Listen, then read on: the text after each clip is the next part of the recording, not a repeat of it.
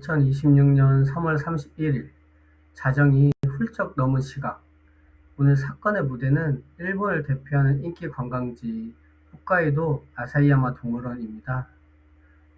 낮에는 관람객들로 북적이던 이곳에 서늘한 적막이 내려앉았습니다. 텅 빈 동물원 CCTV 화면에 한 남자가 쓱 등장합니다. 성인 남성 혼자서는 들기조차 버거워 보이는 거대한 짐을 바닥에 질질 끌고 나타납니다. 남자가 주위를 두리번거리며 은밀하게 향한 곳은 동물병원 쪽에 위치한 동물용 소각로 앞이었습니다.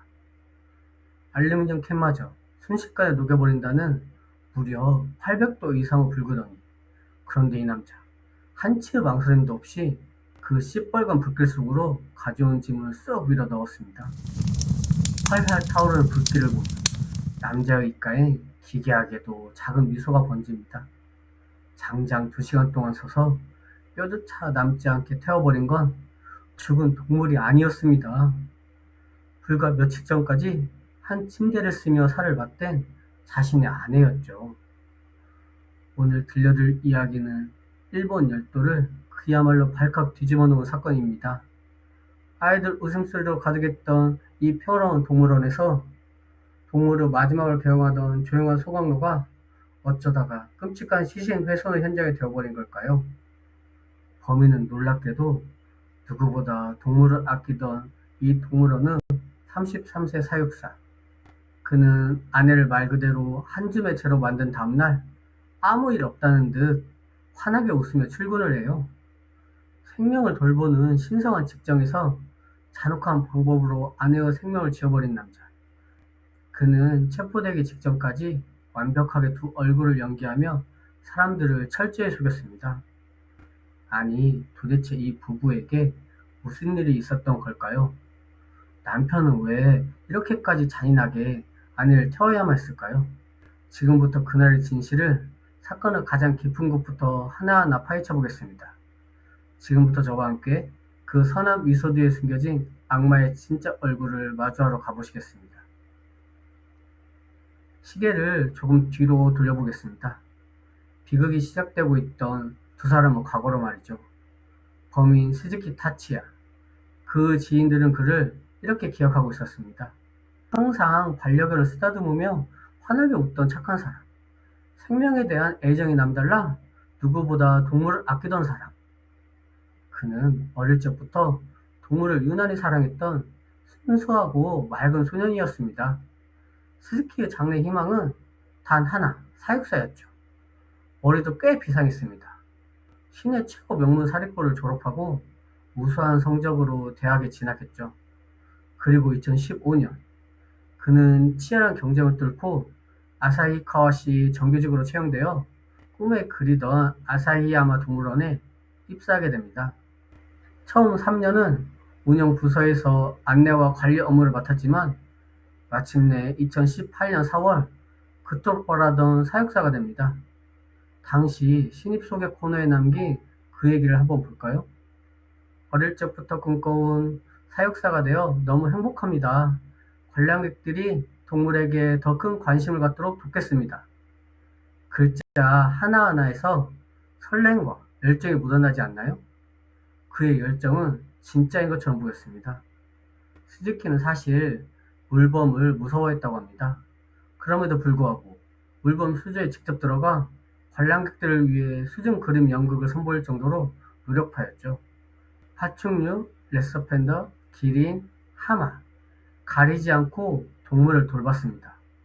심지어 2025년에는 생물 다양성 심포지엄에 동물원 대표로 참석해서 외래종의 생명권을 역설하는 명연설을 남기기도 합니다. 명실상부 아사히야마 동물원은 차세대 에이스, 그게 바로 스즈키의 얼굴이었습니다. 아니, 그럼 도대체 왜 이렇게 전도 유망하고 착하게만 했던 청년이 사랑하는 아내를 뼈조차 남지 않게 태워버린 끔찍한 악마가 된 걸까요?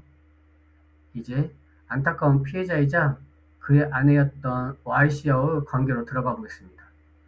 두 사람 인연은 대학 시절로 거슬러 올라갑니다.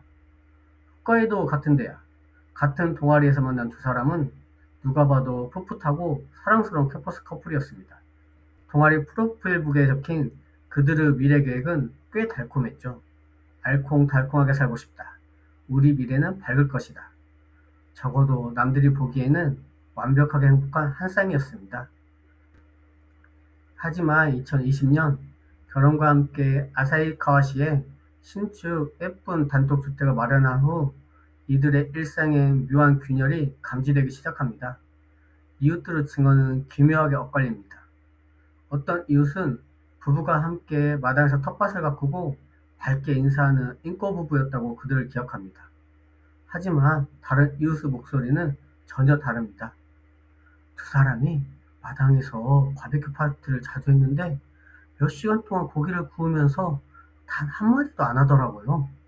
숨이 막힐 지경이었습니다. 사실 이들의 기형적인 관계는 대학 시절부터 굶어왔습니다. 만남과 헤어짐을 수없이 반복했던 두 사람. 그 기저에는 서로를 향한 비정상적인 집착과 통제가 자리 잡고 있었죠.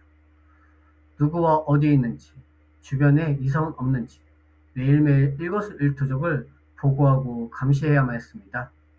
결혼 후 스즈키는 점점 집에 들어가는 것을 꺼리기 시작했습니다.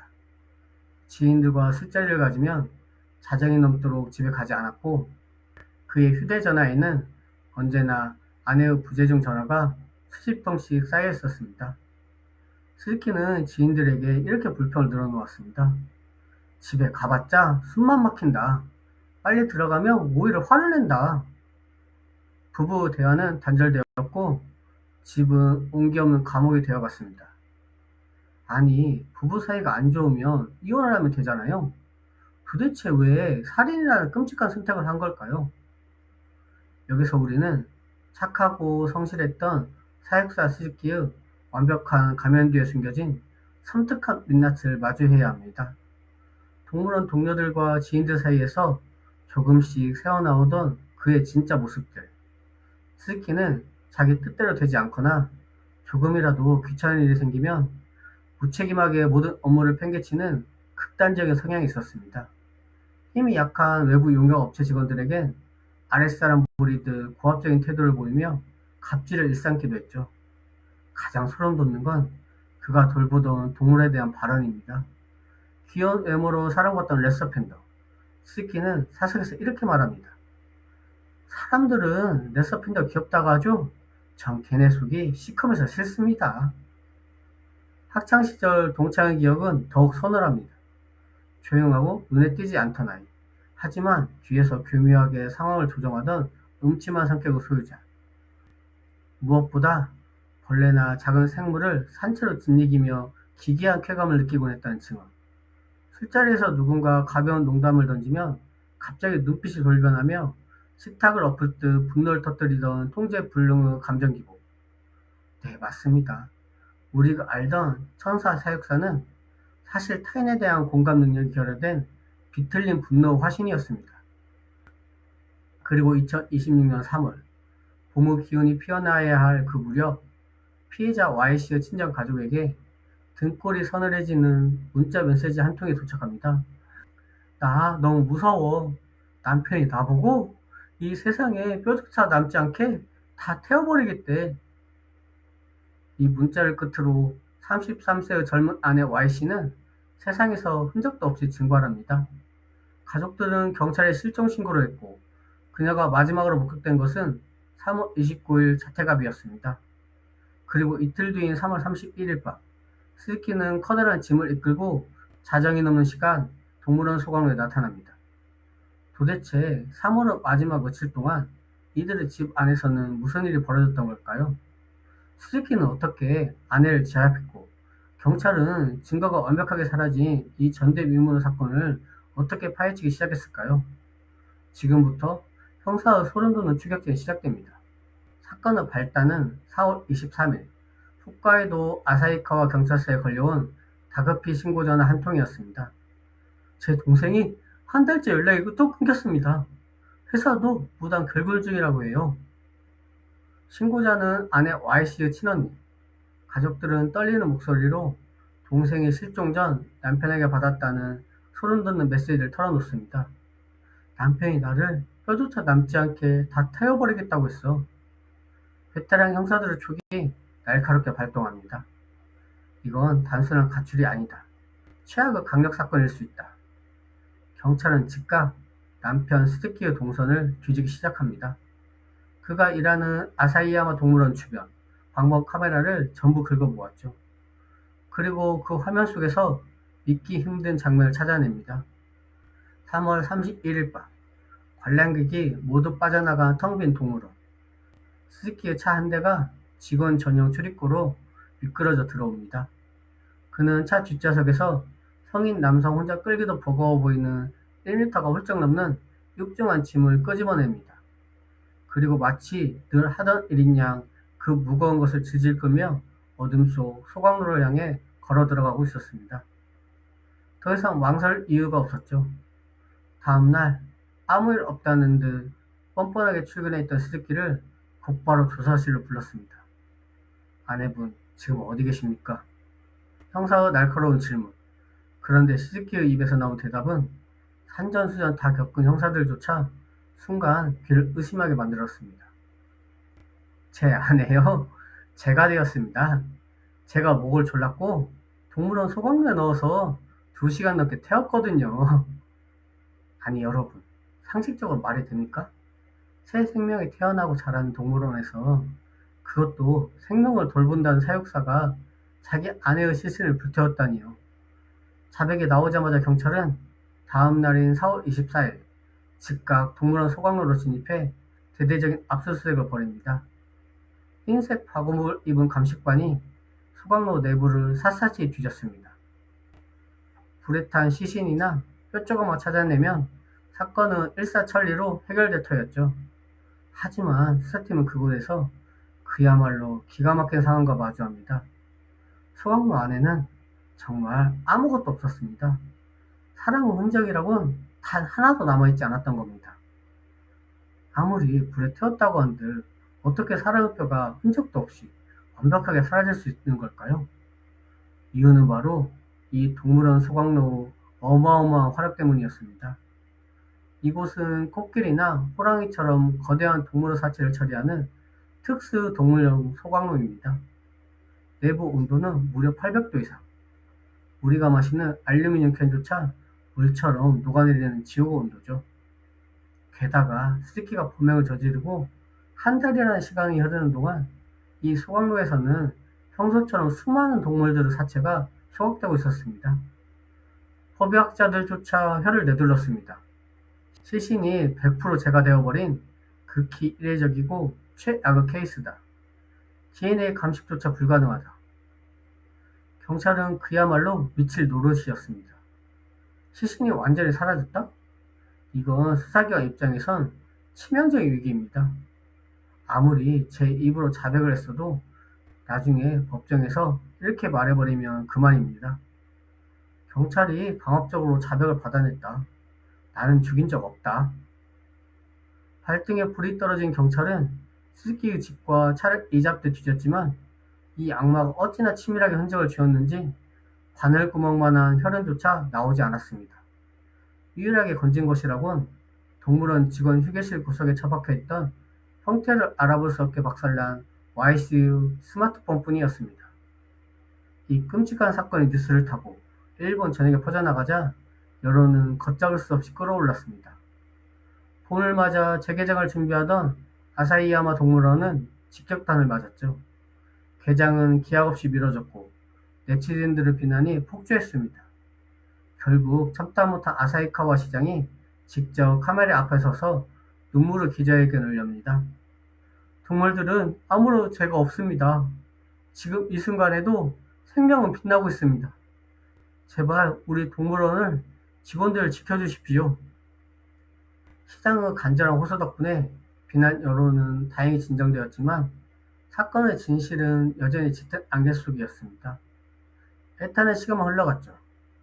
그러던 4월 30일, 사건이 세상에 알려진 지 일주일 되던 날, 간식반 대원들이 수톤에 달하는 소각로 잿더미를 수천 번 채로 가르고 또 거르던 바로 그때, 한 대원의 손끝에 아주 작은 조각 하나가 걸립니다. 형태조차 알아보기 힘든 손톱보다도 작은 하얀 파편. 감식 결과 그것은 동물의 뼈가 아니었습니다. 분명한 사람의 뼈였습니다. 그 넓은 잿더미 속에서 찾아낸 기적 같은 물증이었죠. 경찰은 이 뼈 조각과 부서진 스마트폰, 그리고 CCTV 영상을 들이밀며 5월 1일 마침내 스즈키의 손목에 수갑을 채웁니다. 혐의는 사체 손괴 및 유괴. 하지만 여러분, 아직 끝난 게 아닙니다. 혹시 눈치채셨나요? 경찰이 스즈키에게 적용한 혐의는 시신을 훼손하고 버렸다는 것뿐입니다. 가장 핵심인 살인죄를 여전히 묻지 못한 겁니다. 왜냐고요? 그가 아내를 어떻게 죽였는지 사인을 증명해줄 온전한 시신이 없었으니까요. 여기서 여러분, 분명 이런 생각이 드실 겁니다. 아니, 아까 본인이 자백했다면서요. 목 졸라 죽였다고. 네, 맞습니다. 스즈키는 형사에게 이렇게 털어놓긴 했습니다. 그날 밤 퇴근하고 오니 아내가 또 제가 바람을 피운다며 닥달하더군요. 그 지긋지긋한 집착에 질려서 홧김에 목을 졸랐습니다. 그렇다면 홧김에 목을 졸랐다는 그 도구, 그 밧줄은 대체 어디 있습니까? 스즈키는 담담하게 대답했습니다. 동물원에 가져다 두었습니다. 경찰은 다시 동물원으로 달려갔고 스즈키의 사물함 구석에서 범행에 쓰인 것으로 보이는 밧줄 더미를 찾아냅니다. 그리고 압수한 스즈키의 휴대전화와 컴퓨터를 포렌식으로 돌린 순간 형사들은 모니터를 보며 등골이 오싹해지는 걸 느꼈습니다. 아내를 죽이기 무려 수개월 전부터 스즈키의 검색 기록에는 이런 단어들이 줄줄이 남아 있었습니다. 교살, 동물원 소각로, 완전 연소 시각. 홧김에 저지른 우발적인 범행이 아니었습니다. 아주 오래전부터 머릿속으로 수백 번 그렸던 소름 돋도록 치밀한 계획살인이었던 겁니다. 따뜻한 미소로 동물을 쓰다듬던 그 손으로 알리바이를 계산하고 완전 범죄를 꿈꾸며 자기 아내를 800도 소각로에 밀어넣을 궁리를 수개월 전부터 해왔던 겁니다. 드디어 모든 퍼즐 조각이 맞춰졌습니다. 잿더미 속에서 찾아낸 그 작은 뼈 조각의 DNA가 YC 것과 완벽히 일치한다는 최종 감정 결과까지 떨어지면서 5월 22일 경찰은 마침내 스즈키를 가장 무거운 살인 혐의로 재체포합니다. 시신조차 남지 않은 전대미문 사건. 자칫 영원한 미제로 남을 뻔했던 이 사건은 지옥 같은 잿더미 속에서 찾아낸 작은 뼈 조각 하나, 그리고 결코 포기하지 않았던 경찰의 지독한 집념이 빚어낸 결과였습니다. 5월 22일 스즈키 타치야는 마침내 살인 혐의로 체포되었습니다. 그리고 현재 2026년 6월 그는 살인 및 사체 손괴 혐의로 재판에 넘겨진 상태입니다. 특히 6월 중순 검찰은 스즈키를 살인죄로 추가 기소했습니다. 그가 로프를 이용해 아내의 목을 졸라 살해했다는 구체적인 범행 수법까지 공소 사실에 포함된 것이죠. 수사 과정 내내 자신의 억울함을 호소하기는커녕 담담하게 범행을 진술하던 그 모습은 그 자체로 또 하나의 공포였습니다. 저는 이 사건의 기록을 들여다보면서 내내 머릿속에 떠나지 않는 질문 하나가 있었습니다. 여러분, 이 남자의 직업은 사육사였습니다. 말 못하는 작은 동물의 아픔에도 깊이 공감해야 하고 어떤 직업보다 생명의 가치를 최우선으로 여겨야 하는 자리죠. 그는 밖에서는 외래종의 생명권까지 역설하며 수많은 관람객들에게 생명의 소중함을 가르쳤던 사람이었습니다. 하지만 정작 자신이 가장 아끼고 보호해야 할 가장 가까운 아내의 생명은 어떻게 되겠습니까? 자신의 답답함과 화를 풀기 위해 무차히 목을 졸랐고 알루미늄마저 녹여버리는 800도 소각로에 아내의 몸을 집어넣었습니다. 그에게 생명의 무게는 그저 자신의 상황을 통제할 수 있는지 없는지에 따라 철저하게 달라지는 아주 얄팍한 것이었는지도 모릅니다.